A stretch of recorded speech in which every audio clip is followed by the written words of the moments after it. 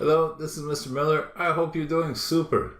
This is video 1K on reflections. We're just going to cover some of the basics. All right, the first thing we want to talk about is finding the line of reflection, and we want to make some observations about that. So, as you see here, we have two triangles that have been that are reflections of each other. The original one is the one on top, triangle ABC, and that's been reflected over this dashed line to produce triangle A prime, B prime, and C prime. In order to reflect it, we reflect one point at a time, each of the vertices.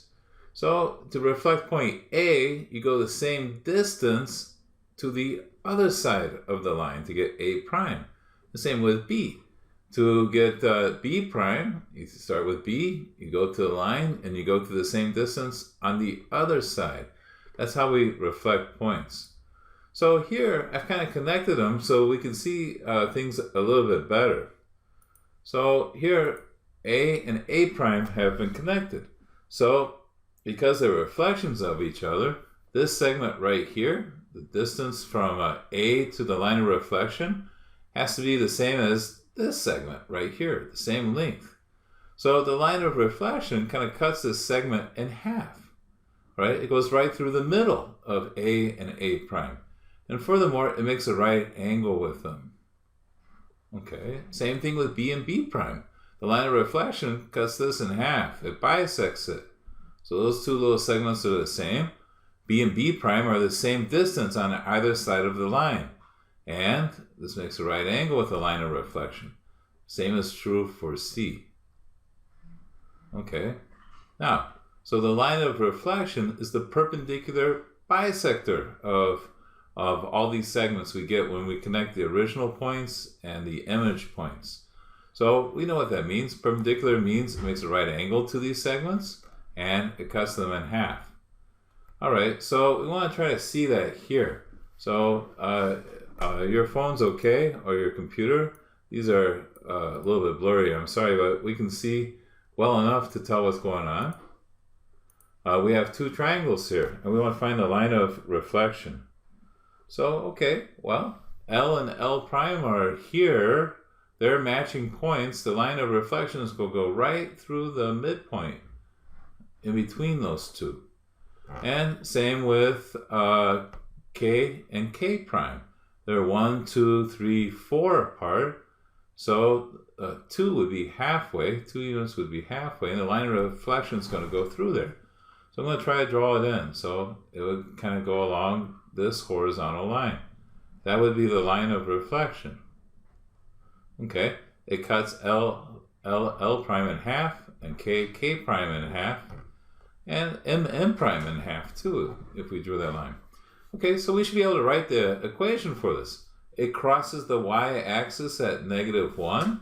So the equation for this line is y equals -1.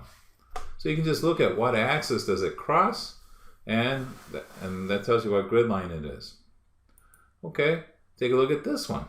So again, we want to find the line of reflection.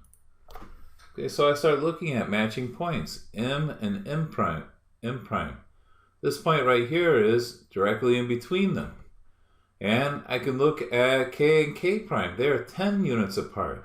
So 5 would be halfway in between them. 1, 2, 3, 4, 5. Right here. So we see that the y-axis this time is the line of reflection. So I'm doing my best to kind of draw that in here. But the y-axis this time is a line of reflection. If you want, it crosses at x equals 0. So an equation for the y-axis is x equals 0. That's where it crosses the x-axis, and if you wanted to write that equation, you could. X equals 0. Right? We want to do 2 reflections, and then we'll be done. So here, we want to reflect this triangle across the y-axis. Actually, I already have the answer here. I want to show where they get this. So, okay, so we're reflecting across the y-axis. J is 1 unit to the right of it, so J prime, its image, will be 1 unit to the left.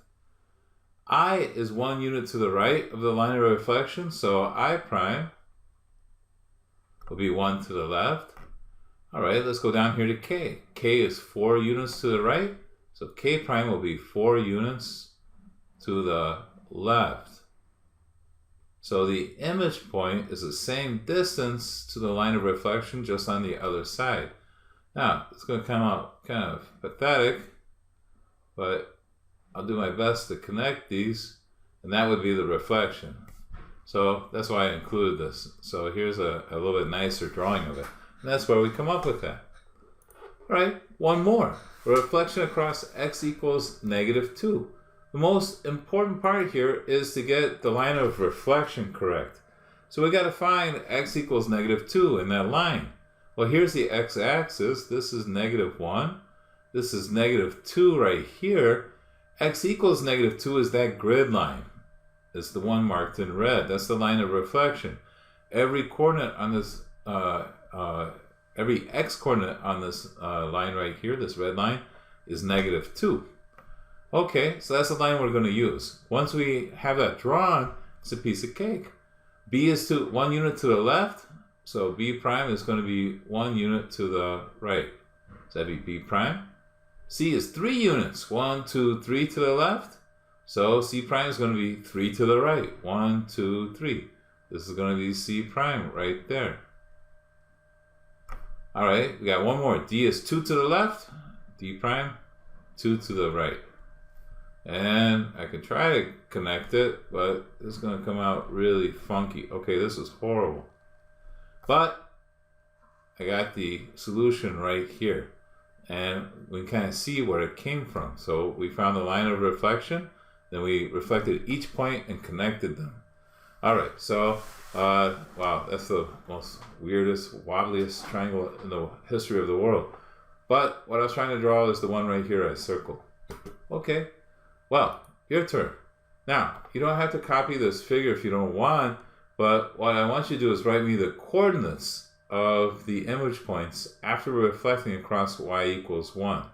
So maybe you can pause this and just count on your screen how far above the line G is and how far below G prime will be. Then write their coordinates. So if you want to draw it, you can, but I think writing the coordinates might be easier. Okay, so show me the reflection either way. Give me the coordinates or the drawing. You can do it. Good luck.